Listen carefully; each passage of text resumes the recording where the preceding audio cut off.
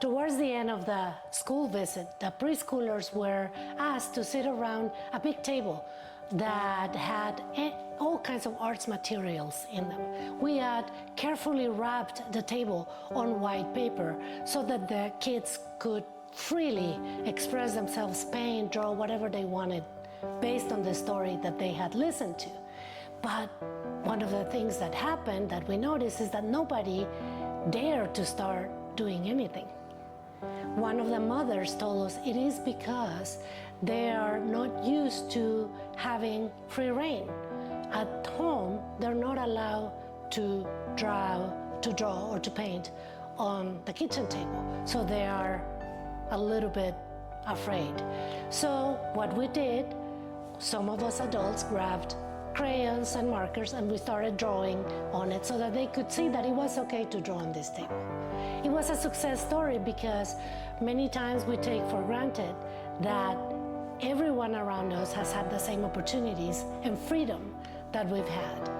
And in our case, we discovered that morning that children flourish, thrive when you give them not only the markers, not only the crayons, but the freedom and the environment for them to create.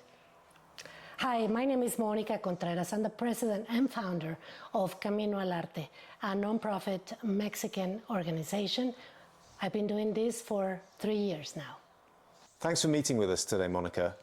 Could you tell us what was the spark that led to the creation of Camino al Arte, and how has it evolved over the years? Certainly. When we started Camino al Arte, we were inspired by the people, the culture, the history of Atotonilco and the surrounding communities. But we were also very motivated to do this project, given the enormous need that humanity has right now to become more empathetic, to become more inclusive, to become more creative in the way we deal with the different problems that we have in the world. And we really saw that having a place that combined the arts, reading, and creativity could help us achieve that in these communities that are such an important part of San Miguel. To someone who doesn't know the organization at all, how would you describe Camino al Arte?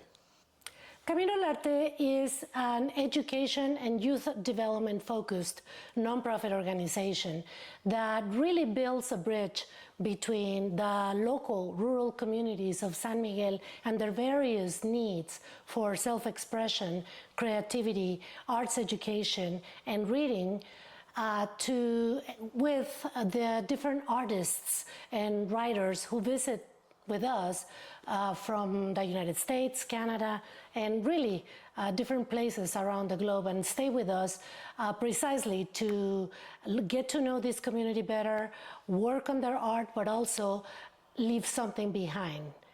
And what are the biggest challenges facing your organization right now?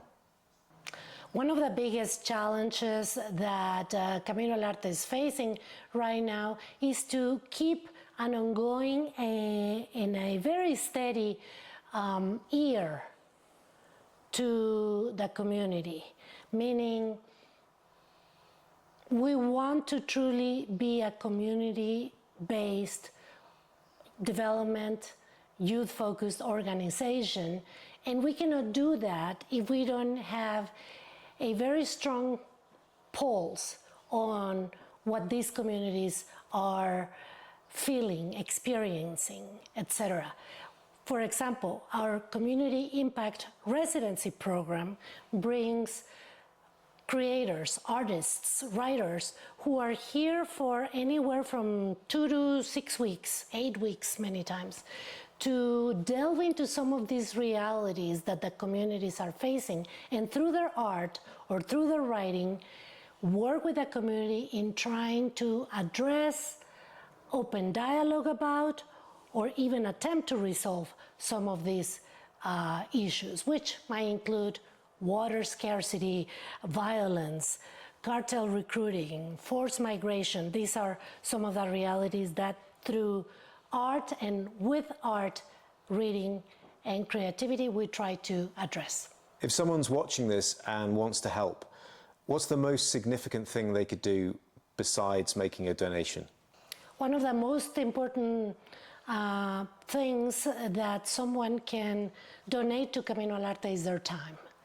And we're always welcoming people who want to help us in the reading room, leading one of the art workshops for children, participating, even just assisting in the making of a ceramics or a sculpture workshop in one of the communities.